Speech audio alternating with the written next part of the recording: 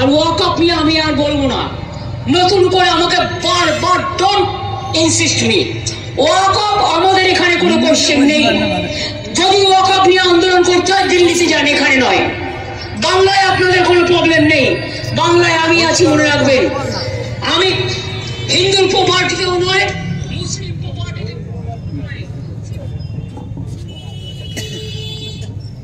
গলাটা চিনতে পারছেন?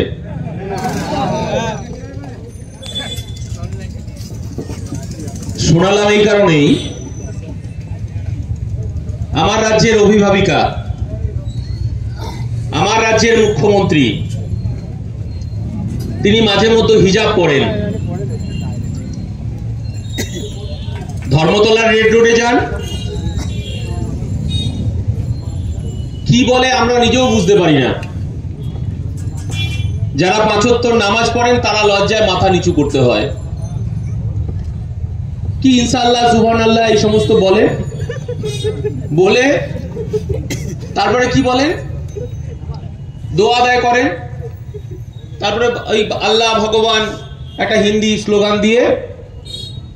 আর আমার এই রাজ্যের মানুষকে তিনি বোকা বানাতে চাইছেন। আপনি জানেন, আমার নাম দিয়ে আপনি বুঝতে পারছেন আমি হিন্দু ঘরের ছেলে। মাননীয় মুখ্যমন্ত্রী তিনি এই রাজ্যে জগন্নাথ মন্দির তৈরি করেছেন। 400 কোটি টাকা খরচ করেছেন।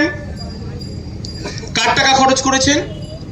এই সাধনপুর মানুষেরও করের টাকা আছে, সেখানে হিন্দু, মুসলমান, খ্রিস্টান, জৈন সবার করের টাকায় তিনি জগন্নাথ মন্দির তৈরি করেছেন। উনি কি চাইছেন? যেহেতু উনি হিজাবপুরে ধর্মতলায় ইনশাআল্লাহ সুবহানাল্লাহ করে কিছু মৌলবী তার আশেপাশে থাকেন, তিনি দুধেল গাই বলে দিয়েছেন। তিনি আগে একটা সাইড ব্যাগ ব্যবহার করতেন। তিনি ভেবেছেন যে এই রাজ্যের 30% যারা সংখ্যালঘু মুসলমান মানুষ আছে আমি ব্যাগের ভেতর পুরে ফেলেছি। উনি আপনাদেরকে দুধেল গাই বলছেন। এইরকম ভাষা, আমার যা শিক্ষা বয়স হয়েছে, আমি এইরকম ভাষা কোনোদিন শুনিনি। রাজ্যের মুখ্যমন্ত্রী মাঝে মধ্যে আবার কি বলেন, এমন গুপ্তনি দেব না, মানে নতুন নতুন ভাষা। অভিনন্দনকে তিনি আবার বলছেন শুভনন্দন। ভালো, যেটা করছেন সবই ভালো। আপনারা আমডাঙ্গা তৈরির কারিগর, আজকে যারা এখানে মিটিং শুনছেন, আর যে তৃণমূলের নেতারা দূর থেকে আমাদের ভাষণ শুনছেন আর মনে মনে ফন্দি আঁটছেন যে 21 সালের মতো আবার বুথ দখল করব, শুনে রাখুন, নওশাদ সিদ্দিকী, বিশ্বজিৎ মাইতি আমডাঙ্গায় কাফন পরে নামবে, এবারে বুথ দখল করতে দেব না। যদি ভেবে থাকেন, হয়তো ভাবছেন বিধানসভা ভোট এখনো অনেক দেরি আছে, 2026। আজকে আমরা অধিকার যাত্রা করে আপনাদেরকে একটু বোঝাতে চাইলাম, বোম গুলির রাজনীতি অনেক হয়েছে, পঞ্চায়েত দখল করেছেন, পুলিশের একটা অংশকে সঙ্গে নিয়ে ব্যালট বাক্স ভাঙচুর করেছেন, আপনি সাধনপুর স্কুলে ঢুকতে দেননি। প্রত্যেকটা অক্ষরে অক্ষরে আইএসএফ এর কর্মীরা বিরোধী রাজনীতি যারা করে লিখে রেখে দিয়েছে। চণ্ডীগড়ের একটা ফুটো মস্তান পুলিশের ভয়ে লুকিয়ে লুকিয়ে বেড়াচ্ছে। আপনার ব্লকের সভাপতি খাকি পোশাক দেখলে বাথরুমে সাইড দেয়। আমরা বলতে চাইছি, কে যেন আমাকে বলছিল আমডাঙ্গা থানায়ও নাকি এখনকার এমএলএ নাকি তিনি যেতে একটু ভয় পাচ্ছেন। বলছি, সংবিধান আছে, পুলিশ হয়তো তৃণমূলের দালালি করতে পারে, তৃণমূলের চাটুকারিতা করতে পারে, কিন্তু সংবিধানটা আছে বলে চরম চরম ঢাক, নকুল বাতাসা, তিহার জেলে জেল খাটতে হয়। আমার জেলার চালচোর, ত্রিপল চোর জ্যোতিপ্রিয় মল্লিককে জেল খাটতে হয়। সংবিধান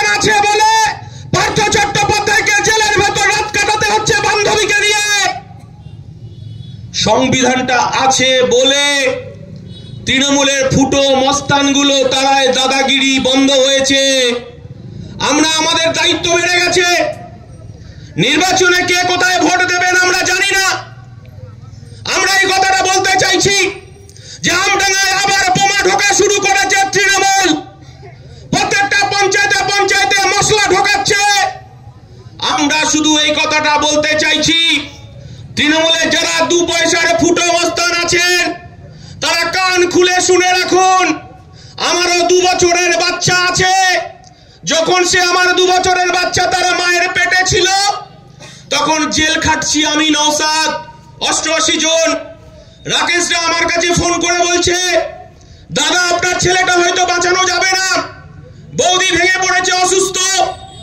আমার ছোট ভাই বাড়ি নেই, কলকাতার বাইরে, কোথাও ফোন নেই, আমি যোগাযোগ করতে পারছি না। রাত্রি 12টার সময় একজন পুলিশ তার ফোন আমাকে দিলেন, বললেন দাদা আপনি ফোন করুন। আমি যখন ফোন করলাম তখন আমি শুনতে পেলাম আমার স্ত্রী বলছে যে আমি বাইরেটা সামলাচ্ছি, আমি আমার বাচ্চার দায়িত্ব নিচ্ছি, তুমি জেলের ভেতরটা সামলাও। আমি সেই ছেলে। এখনো পর্যন্ত একটা টুপি নওশাদ আর আমি ভাগ করে পড়ি। এখনো পর্যন্ত নওশাদ আমি একটা রুটি ভাগ করে খাই। আর আমডাঙ্গায় যদি তৃণমূলের নেতারা আপনারা মনে করেন যে অর্জুন সিংকে দিয়ে হিন্দু ভোট ভাগ করে আবার তৃণমূলটাকে জেতাবেন, আর মুসলমান বুথগুলোকে আপনি যদি ভাবেন ওই আপনার যে তৃণমূলের নেতাগুলো লুকিয়ে লুকিয়ে বেড়াচ্ছে তাদেরকে দিয়ে ভোট লুট করবেন, শুনে রাখুন বাঘের বাচ্চাটা এখনো পর্যন্ত বসে লাইভ দেখছে আমডাঙ্গায়। বাঘের বাচ্চা ঢুকবে যেখানে যেখানে 2021-এ রিগিং হয়েছিল সেই রিগিং এর জায়গায় সভা হবে। আর আমরা কাফন পরে নামবো আমডাঙ্গায়। তৃণমূলের যদি ক্ষমতা থাকে আর 2026-এ বুথে রিগিং করে দেখাক, রক্ত দেব, আমডাঙ্গায় ভোট লুট হতে দেব না। এই কথাটা আপনাদেরকে আমি পরিষ্কারভাবে বলে দিতে চাই। অনেক করেছেন, আর কেন, বয়সটাও তো অনেক হলো, এবার নতুনদের হাতে ক্ষমতা তুলে দিন। আমার আগে জুলফিকার বলছিল, আমি ওর বক্তব্য শুনছিলাম, আমি ওর বক্তব্য শুনতে শুনতে আমি ভুলে গেছি, এত সুন্দর বক্তব্য রেখেছে। রাকেশ ছাত্র নেতা, আমরা চাই নওশাদ সিদ্দিকী তামান্নার বাড়ি গিয়েছিল, আপনি জানেন তামান্নার অপরাধ কি ছিল। তার বাবা সিপিএমটা করেছিল, তার বাবা পাড়ায় পাড়ায় গিয়ে বলেছিল যে কংগ্রেস পার্টিকে ভোট দিতে হবে, তৃণমূলকে ভোট দেবেন না। যখন নির্বাচনে একজন জিতবে একজন হারবে, এটাই তো গণতন্ত্রের রীতিনীতি। তখন সেই তামান্না 10 বছরের বাচ্চা, তার মাথায় রাজনীতি ঢোকেনি, সে শুধু দেখেছে বাজনা বাজাতে বাজাতে একদল সবুজ আবির মাখতে মাখতে মাখতে মদ খেতে খেতে উন্মত্ত জনতা তারা বাজনা বাজাতে বাজাতে যাচ্ছে। তামান্নার অপরাধ ছিল তার বাবা সিপিএম করতো, সে জানতো না। তৃণমূলের হারমাতগুলো তাকে বোমা মেরে সেখানে স্পট ডেথ করে দিল। নওশাদ সিদ্দিকী সেখানে ছুটে গেলেন, গিয়ে এখানে বললেন, হাজার হাজার মায়েরা নওশাদকে হাত ধরে বলছেন আমাদের নিরাপত্তা চাই, আমরা লক্ষ্মীর ভান্ডার চাই না। নওশাদ সিদ্দিকী তাকে বলেছেন, মায়েরা শুনুন, আপনার কাছে টাকা নেই, আপনার বাড়িতে চাল নেই, আপনি একদিন নফল রোজা করবেন, আপনি উপোস থাকবেন, কিন্তু 5 টাকার কলম আপনি তুলে দেবেন। আমরা বলতে চাইছি, এই সাধনপুরে অনেক মাস্টারমশাই আছেন, অনেক আমার ছাত্ররা তারা ইঞ্জিনিয়ারিং পড়ছে, যাদের পেটে দু কলম বিদ্যে আছে, তাদেরকে আপনি বোম পিস্তল তুলে দিতে পারবেন না। আমাদের লড়াই, এই লড়াই আমাদেরকে জারি রাখতে হবে। আমরা জানি এখানে অনেক বান্দা আছেন, অনেক সহযোদ্ধা আছেন। 1 প্যাকেট পাউচে আপনারা ভুলে যাবেন, তৃণমূলের কাছে বিক্রি হয়ে যাবে, 500 টাকায় বিক্রি হয়ে যাবে, 1000 টাকায় বিক্রি হয়ে যাবে, একটা চাল ত্রিপলে বিক্রি হয়ে যাবে। আপনাদের কাছে করো জোরে এ কথাটা বলছি।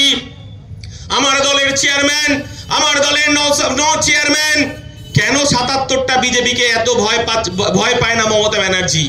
জানে তো ওটা আমার গোডাউনের মাল, মানে আরএসএস এর মাল, ওখানে আমার কোনো ভয় নেই। কারণ এই ছেলেটা ছিপছিপে ছেলেটা বিধানসভায় গিয়ে বলছে যে ওয়াকফ সম্পত্তির হিসাব দিতে হবে মমতা বন্দ্যোপাধ্যায়। তৃণমূলের নেতারা এই বাংলায় ৭৬,০০০ একর ওয়াকফ সম্পত্তি দখল করে রেখে দিয়েছে। যে ওয়াকফ সম্পত্তির টাকায় আমার সংখ্যালঘু ঘরের বাচ্চাদের তাদের উচ্চ শিক্ষা শিক্ষিত করা যেত, আমার কন্যা আমার যারা বোন আছে তাদের বিয়ে দেওয়া যেত, যাদের ঘর নেই তাদের ঘরের ব্যবস্থা করে দেওয়া যেত, মাদ্রাসাগুলো তৈরি করে দেওয়া যেত, এতিমখানা তৈরি করে দেওয়া যেত। সেই কারণেই তো মমতা বন্দ্যোপাধ্যায় এই আমার নওশাদ সিদ্দিকীকে ভয় পায়, কারণ এই ছেলেটা বিধানসভায় গিয়ে বলছে যে মন্দিরের জমি দখল করছে তৃণমূল, এই মন্দিরের দেবোত্তর সম্পত্তি জমি দখল করা যাবে না, এগুলো হিন্দু ভাইদের হাতে তুলে দিতে হবে। এটা সম্প্রীতির বার্তা। আজকে রাখি বন্ধন আপনারা জানেন, আজকে তিনি যে বংশের ছেলে, আপনারা যাদেরকে জানেন অনেকে জানেন, আমি জানি, আমি জানতাম না, ভুল হলে মার্জনা করবেন। আমার বয়স্ক চাচারা আছেন, আমি জানতাম না যে কেউ হয়তো ফুরফুরায় বিশ্বাস করেন, কেউ হয়তো আহলে হাদিস, কেউ হয়তো দেহবন্দি, কেউ তবলিগ, কেউ জিরেনগাছা, কেউ তাবলিগ, এরকম হয়তো ভাগে আপনারা বিভক্ত আছেন। কিন্তু থাকুন, দুর্গাপুরে যে লোকটিকে, যে চাচাকে গরু বিক্রির অপরাধে তার সেই গরুর গলার দড়ি দিয়ে যখন টানলো, যখন তাকে দাড়ি ধরে টান দিল, তখন কিন্তু তাকে জিজ্ঞাসা করেনি ভাই তুমি ফুরফুরা নাকি তুমি তবলিগ নাকি তুমি জামাত, তাকে শুধু একটাই বলেছে তোমার অপরাধ, তুমি ইসলাম, তুমি মুসলিম। এই বাংলা তো দেখতে চাইনি। যত এগিয়ে আসবে মমতা ব্যানার্জি তত এই রকম ঘটনা ঘটাবে। শুধু এটুকুই বলতে চাইবে, তিনি মুসলমান সংখ্যালঘু ভাইদেরকে আবার ভয় দেখাতে চাইবে যে আবার বিজেপি চলে আসবে, বিজেপি যে কাজ করছে। আমি আপনাদেরকে বলছি, এই লড়াইটা, এই বাংলাকে বাঁচানো শেষ লড়াই। দিদিমণি আপনার বয়স ৭৫ হয়ে গেছে, কারণ এই লড়াইটা আমাদের নওশাদ সিদ্দিকী যখন বিজেপি পার্লামেন্টে আমরা দেখলাম ওয়াকফ সংশোধনী বিল পাস হচ্ছে, সেখানে কেন তৃণমূলের লোকসভায় ৩ জন এমপি ভোট দিল না? ভেতরে ভেতরে কতটা করেছে আমরা জানি না, ৩ জন এমপি ভোট দেয়নি। রাজ্যসভায় যখন বিল গেল, রাজ্যসভায় তৃণমূলের 2 জন এমপি ভোট দিল না। আমরা জানি এটা আরএসএস এর নাগপুরের ইশারায় হয়েছে যাতে ওয়াকফ সংশোধনী বিলটা পাস হয়ে যায়। আমরা বলতে চাইছি, ভালো কথা, এই ভারতবর্ষে ওয়াকফ সংশোধনী বিলের বিরুদ্ধে যারা ভোট দিল 98% হিন্দু এমপি, তারা কি এতটাই বোকা? ওয়াকফ সংশোধনী বিলে ভোট দিল, কংগ্রেসের এমপিরা ভোট দিল, সমাজবাদী পার্টির এমপিরা ভোট দিল, আরজেডির এমপিরা ভোট দিল, তারা 98% তারা হিন্দু এমপি, তারা ভোট দিল।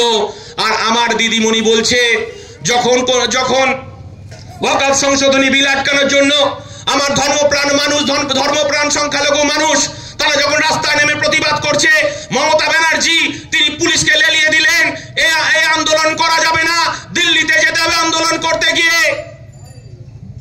আমরা দেখলাম যে একটা ভয়ঙ্কর খেলায় মেতেছে মমতা বন্দ্যোপাধ্যায়। আমরা নওশাদ সিদ্দিকী, তারপরে তিনি চলে গেলেন দিল্লিতে, তিনি সুপ্রিম কোর্টে মামলা করলেন, আমরা গেলাম মামলা করলাম। আমরা বলতে চাইছি, পাঞ্জাব যদি পথ দেখাতে পারে, হরিয়ানা যদি পথ দেখাতে পারে, মহারাষ্ট্র যদি পথ দেখাতে পারে যে কৃষি কানুন কালা বিল বিজেপি সরকার নিয়ে এসেছিল 2019 সালের পর, আপনারা দেখেছেন মাসের পর মাস আমরা দেখেছি যন্তর মন্তরে হাজার হাজার কিশোর ট্র্যাক্টর নিয়ে তাদের নাঙলের ফলা নিয়ে রাতের পর রাত সেখানে আমরা পাহারা দিয়েছি। বিজেপি পিছু হটতে বাধ্য হয়েছিল ওয়াকফ সংশোধনী বিল, আপনার কৃষি বিল প্রত্যাহার করতে। আমরা তখন এই ওয়াকফ নিয়ে রাত্রি 3:30 পর্যন্ত আমরা মিটিং করছি। এই বাংলায় নতুন করে আবার আগুন জ্বালানোর চেষ্টা হচ্ছে। আমি শুধু স্মরণ করে দিতে চাই, এ বাংলা সম্প্রীতির বাংলা, এ বাংলায় আমরা হিন্দু মুসলমান একসঙ্গে পথ চলি, আমরা একসাথে এক চায়ের দোকানে বসে খাই, আমাদের দুর্গাপুজোয় আমার বন্ধুরা আমার বাড়িতে যায়, আমরা মহরমে আমার বন্ধুদের সঙ্গে মহরম পালন করতে যাই, ঈদে আমরা তার বাড়িতে গিয়ে সিমুই খেতে যাই। এটা আমাদের কাছে ধর্ম। এই ধর্মটা আমরা পালন করে এসেছি। 1992 সালে ফিরে যান, এই আমডাঙ্গার এমএলএ হাসিম আব্দুল হালিম, এমপি তরিত বরণ তোপদার, এই রাজ্যের মুখ্যমন্ত্রী জ্যোতি বসু। আমরা কি দেখলাম? আমরা দেখলাম ভারতবর্ষের সংস্কৃতি, ভারতবর্ষের কৃষ্টি, ভারতবর্ষের ঐতিহ্য, ভারতবর্ষের গৌরব। উত্তরপ্রদেশে বাবরি মসজিদকে ভাঙা হলো রাম মন্দিরকে কেন্দ্র করে। তখন আমরা দেখলাম সারা ভারতবর্ষে আগুন জ্বলছে, সাম্প্রদায়িক দাঙ্গা। আমরা তখন আমডাঙ্গায় আমাদের পড়াশোনা, আমাদের জীবনযাত্রা সবকিছু আমরা এই কথাটা না বললে আমার মানে পেটের ভাত হজম হয় না, একটু বলেই ফেলি আমি। আমরা কি দেখলাম? তখন রেডিওর বার্তা, টিভি এত আসেনি। তখন রেডিওতে আমার দাদু বার্তা শুনছে। জ্যোতি বসু অলরেডি বার্তা দিয়ে দিয়েছেন যে পশ্চিম বাংলায় যদি কোনো সাম্প্রদায়িক দাঙ্গা বাঁধে, যারা দাঙ্গাবাজ, আমি দাঙ্গাবাজদের বুঝি না, দাঙ্গাবাজ কোনো রাজনৈতিক দলের হতে পারে না।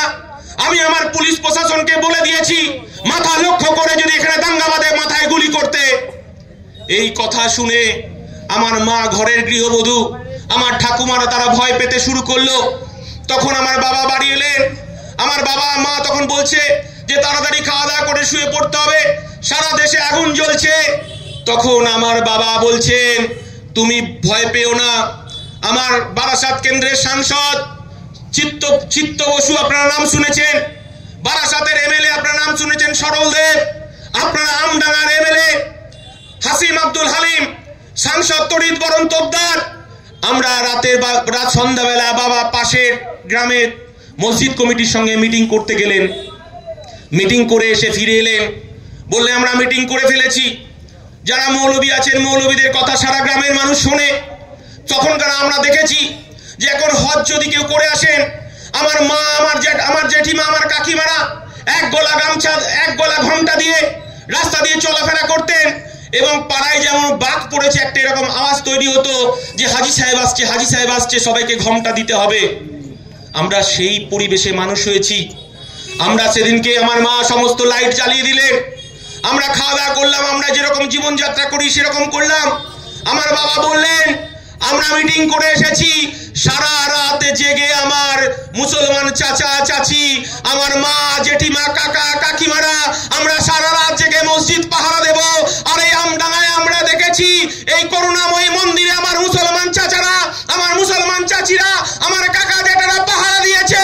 এটা সম্প্রীতির আমডাঙ্গা। আর এই রফিকুর রহমানরা 2011 সালের পরে এখানে যে আগুন জ্বালিয়েছেন, সেই আগুন আমাদেরকে নতুন করে পরিচিত হতে হচ্ছে। আমি হিন্দু, আমি মুসলমান। আমরা এই আওয়াজটা তুলেছি যে এই বাংলায় সম্প্রীতি হানাহানি করা যাবে না। আমাকে গতকালকে বলছিলেন, আপনারা জানেন এখানকার বিজেপির সাংসদ ছিলেন অর্জুন সিং। তিনি কিছুদিনের জন্য আবার তৃণমূল হলেন, আবার তিনি বিজেপি হয়ে গেলেন। কিন্তু কে যেন কানাঘুষো করে বলছিলেন যেখানে চাঁদনি পুকুর বলে একটা পুকুর আছে, এখানে নাকি দুই ভাই মিলে জমি কিনেছে নাকি। গোডাউনটা নাগপুর, পাশেই বীজপুর। মুকুল রায়কে, শুভেন্দু অধিকারীকে, বিষয়টা তা নয়। এই পশ্চিম বাংলায় যদি পেটে গামছা বাঁধতে হয়, আমডাঙ্গার আমার খেটে খাওয়া কৃষক পরিবারের ছেলেরা পেটে গামছা বাঁধতে হচ্ছে, বন্ধন থেকে লোন নিতে হচ্ছে। এই যে মমতা ব্যানার্জি যে খুঁড়োর কল ফেলেছেন, স্বনির্ভর গোষ্ঠীগুলোকে চক্রবৃদ্ধি হারে লোন, এক একটা পরিবারের লোনে জর্জরিত হয়ে যাচ্ছে। প্রতিদিন ব্যাংকের ম্যানেজার কখনো কখনো পুলিশ সঙ্গে নিয়ে বাড়িতে ঢুকছে। আর তৃণমূল বলছে আমি দেখছি তুই কত লোন নিতে পারিস, আমি দেখছি। সেই পরিবারটা ধ্বংস হয়ে যাচ্ছে বন্ধন ব্যাংকের মতো লোনের সঙ্গে। কেউ অস্বীকার করতে পারবেন না। আমরা বলতে চাইছি যে কর্মসংস্থান চলে গেছে আমডাঙ্গায়, কিন্তু আমরা দেখতে পাচ্ছি, আপনারা জানেন এই সন্তোষপুরের বাইরে লিলি বিস্কুটের মতো একটা ফ্যাক্টরি আছে। তৃণমূল ওখানে সিন্ডিকেট তৈরি করে লিলি বিস্কুটের জমি বিক্রি করতে চাইছে। নওশাদ বলছে, দাদা লিলি বিস্কুটের জমি বিক্রি করতে চাইছে তৃণমূলের নেতারা, সেটা আটকাতে হবে। কারণ আমডাঙ্গার বেকার যুবকরা তারা পেটে গামছা বেঁধে তারা বিড়ি, সিগারেট, মদ, গাঁজা খাচ্ছে, আর এখানকার যারা তৃণমূলের নেতা আছে সেটাকে মদত দিচ্ছে। এই জিনিসটাকে বন্ধ করতে হবে। আমরা বলতে চাইছি যে নওশাদ সিদ্দিকী বলেছে, দাদা আমি সন্তোষপুরে আসবো, লিলি বিস্কুটের কারখানা বিক্রি করা যাবে না, সেখানে হাম হবে। আমার আমডাঙ্গায় যারা কম শিক্ষিত ভাই আছে তাদের জন্য জরি শিল্পের হাব হবে, কারখানা হবে। সেখানে আমার ভাইরা, আমার পরিবারের ছেলেরা কাজ করবে। সে তৃণমূল হতে পারে, সে বিজেপি হতে পারে, সে সিপিএম হতে পারে, সে আইএসএফ হতে পারে, কিন্তু তার পরিচয় সে একজন বেকার যুবক। এটা একমাত্র নওশাদ সিদ্দিকী বলতে পারে। আর আপনার পঞ্চায়েতের সভাপতি বলে যে রফিপুরে ত্রিপল দেয়া হবে না, ওখান থেকে আইএসএফ জিতেছে। আইএসএফ এর জন্য ত্রিপল নয়, তৃণমূলের জন্য ত্রিপল। আপনি তো খুব ছোট পরিসরে পলিটিক্স করেন। আপনাদেরকে বলছি, যারা আমডাঙ্গা তৈরির কারিগর, আপনার ট্যাক্সের টাকায় ত্রিপলটা কেনা হয়। আপনার ট্যাক্সের টাকায় 1,10,000 টাকা দুর্গাপুজোয়, আমার দুর্গাপুজোয় দেওয়া হয়। আমি বলতে চাইছি, আমার দুর্গা খুশি হতো তখন তৃণমূলের নেতারা যে 100 দিনের কাজ চুরি করেছে। 100 দিনের কাজটা যদি চালু হতো, আমার দুর্গা খুশি হতো। 1,10,000 টাকা আমার পুজো কমিটিগুলো চায় না, মমতা ব্যানার্জি উপঢৌকন দিতে চাইছে। আমরা তখন ছোট, জ্যোতি বসু মুখ্যমন্ত্রী, বুদ্ধদেব ভট্টাচার্য মুখ্যমন্ত্রী। দুর্গাপুজোর আশেপাশের সময় বিভিন্ন বন্যা হতো, তখন পুজো কমিটিগুলো চাঁদা তুলে, আবার চাঁদার একটা অংশ ত্রাণ তহবিলে, মুখ্যমন্ত্রী ত্রাণ তহবিলে দিয়ে আসতো। অনেকেই আপনার আনন্দবাজার বর্তমানে প্রথম পাতায় অনেকে পেপারে আপনারা দেখেছেন। আমরা কি বাংলা দেখতে চাইছি? জগন্নাথ মন্দির উদ্বোধন হলে আমার আপত্তি নেই। জগন্নাথ মন্দিরে আমি দীঘায় বেড়াতে গেলে জগন্নাথ মন্দিরে আমি ঢুকতে পাবো, কিন্তু আপনার ট্যাক্সে জগন্নাথ মন্দির, আপনি জগন্নাথ মন্দিরে ঢুকতে পারবেন না। তাই তো নাকি? না ভুল বলছি? যখন মমতা ব্যানার্জি জগন্নাথ মন্দির উদ্বোধন করতে গেলেন, তখন সবে বোধহয় বকরা ঈদ শেষ হয়েছে বোধহয়, যত সম্ভব। ঈদের পর সবাই দীঘায় যায় তো একটু বেড়াতে, নাকি দীঘায় বেড়াতে যায়। এরকম আমডাঙ্গা থেকে, দেগঙ্গা থেকে, বারাসাত থেকে, মধ্যমগ্রাম থেকে এরকম বাস করেছে, বড় বড় বাস, তারা দীঘায় গেছে।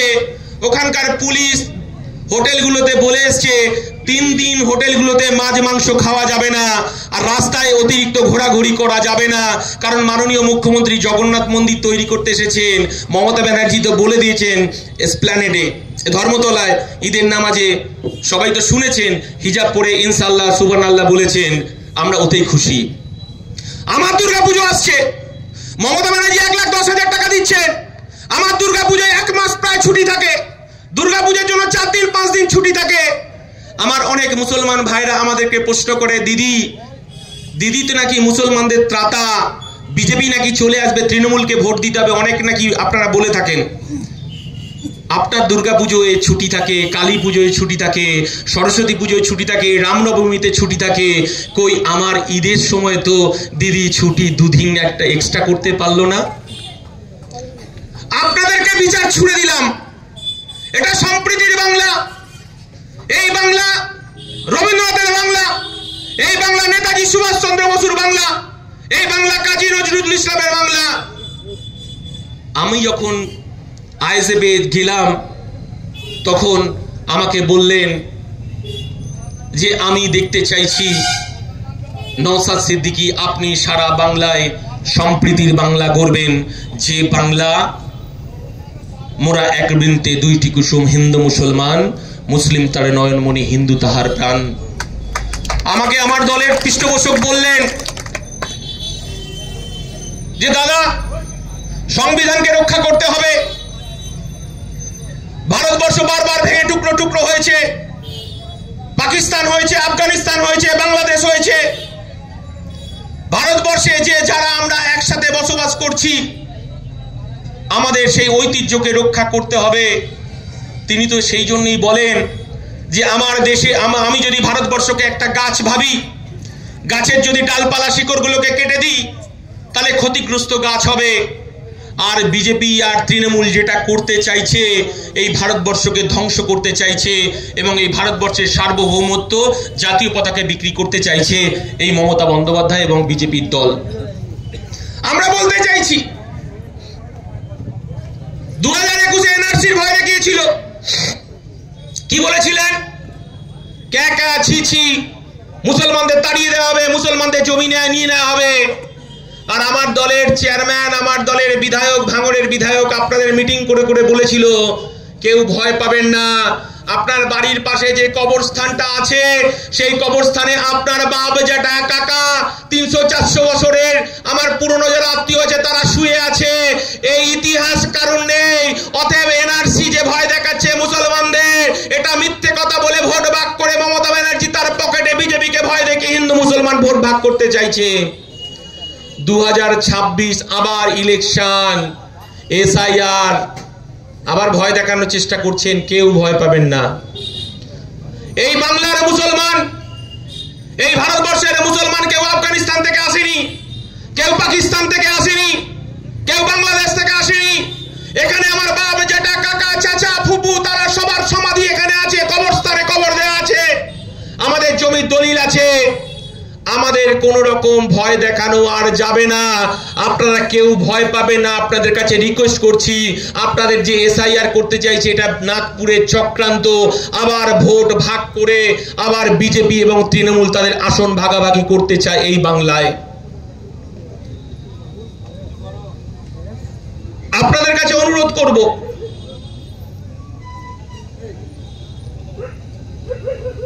তৃণমূল আমার আপনাদেরকে বলবে, অলরেডি একটা মূল্য ঝুলিয়ে দিয়েছে। প্রত্যেকটা বুথে বুথে বুথে নাকি দুয়ারে কি হচ্ছে পাড়ায় সমাধান, প্রত্যেকটা বুথে বুথে নাকি 10 লাখ টাকা দেবে। এরকম আবার অনেক যারা আইএসএফ এর মিটিং শুনছেন, অনেক হয়তো রেকর্ডিং করছেন, তৃণমূল নেতাকে শোনাবেন, আপনি হয়তো একটা পাউচের বা একটা 750 মডেল বোতলের দাম পাবেন। কিন্তু আপনাকে বলে রাখি, নওশাদ সিদ্দিকী সুপ্রিম কোর্টে যে মামলাটা করেছে এটা আমার শুধু ভারতবর্ষের ঐতিহ্য রক্ষার লড়াই, ঐতিহ্য রক্ষার লড়াই। এটা এই কথাটা বলতে চাইছি কারণ বিজেপি তৃণমূলের ষড়যন্ত্র আমার বাড়ির উঠোনে চলে এসেছে। আমার বাপ জ্যাঠা কাকাদের যে কবরস্থানটাকে রক্ষা করতে হবে, কারণ বিজেপি তৃণমূল তারা গোপন ষড়যন্ত্র করে এই ভারতবর্ষে 4 লক্ষ একর ওয়াকফ সম্পত্তি তারা ভেস্টেড করে দিচ্ছে। যদি সাধনপুরের কোন জায়গায় যদি ভেস্টেড ল্যান্ড হিসেবে একটা সরকারি বোর্ড মেরে দিয়ে আসে, আর বিজেপি যদি বলে যে ওখান থেকে একটা শাক পাওয়া গেছে, ওখান থেকে একটা ত্রিপল পাওয়া গেছে, ওখান থেকে একটা ত্রিশূল পাওয়া গেছে, সেখানে পুলিশ প্রশাসনে ভর্তি হয়ে যাবে, সেন্ট্রাল ফোর্স নামবে, কিন্তু আমি কবরটা ওখানে দিতে পারবো না, ওটা আমার বাপ জ্যাঠার কবরস্থান। এই জায়গায় বিজেপি তৃণমূল নিয়ে যেতে চাইছে। আমরা বলতে চাইছি সাম্প্রদায়িক রক্ষা করব আমরা। একদিকে নওশাদ সিদ্দিকী, একদিকে বিশ্বজিৎ মাইতি, একদিকে আমাদের রাকেশ, একদিকে জুলফিকার, এক বুক রক্ত দেব, তবু আমরা সম্প্রীতি নষ্ট হতে দেব না। এই লড়াই 2026-এ আমাদেরকে দিতে হবে। তৃণমূল যে ষড়যন্ত্রের ফাঁদ পেতেছে সেই ষড়যন্ত্রের ফাঁদকে আমাদের ভাঙতে হবে। আমাদের যারা আইএসএফ করেছেন, বিরোধী করেছেন, তাদেরকে ঘর দেয়নি তো। প্রধানমন্ত্রী আবাস যোজনা যদি আপনাদেরকে বলা হয়, দিদিমণি ওটা বাংলার আবাস যোজনা করে বলছে তুই আইএসএফ করিস, তোকে দেব না, পরিষ্কার কথা।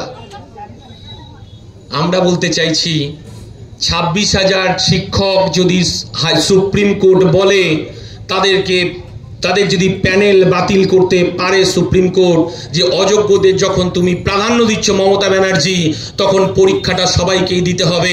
26,000 পরীক্ষা বাতিল করে দিয়েছে সুপ্রিম কোর্ট। মমতা ব্যানার্জি অযোগ্যদের বাঁচানোর জন্য কি না করেছে আপনি বলুন তো? ওকে আবার পরীক্ষা নিতে হচ্ছে। আমরা বলতে চাইছি যারা প্রধানমন্ত্রী আবাস যোজনার ঘর পাননি, আমডাঙ্গায় নওশাদ সিদ্দিকী বলেছেন যে আমি 1000 কোঠা দিলাম। যাদের ঘর নেই, তৃণমূল ঘরটা দেয়নি, সে তৃণমূল হতে পারে, সে বিজেপি হতে পারে, তৃণমূলের আবার 4-5টা গোষ্ঠী, 1-2 গোষ্ঠী নেই, 4-5টা গোষ্ঠী, বুঝেছেন? আবার ভোটের দিনে এক হয়ে যাবে, কারণ সারা বছর মারপিট করে লুটের মাল ভাগাভাগি করতে হয়তো।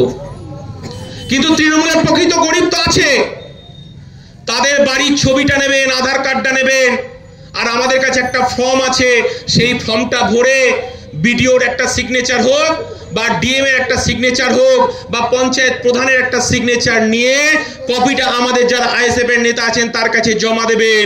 সুপ্রিম কোর্ট পর্যন্ত গিয়ে আপনার ঘর যাতে আপনি পান সেই ব্যবস্থা আমরা করে দেব।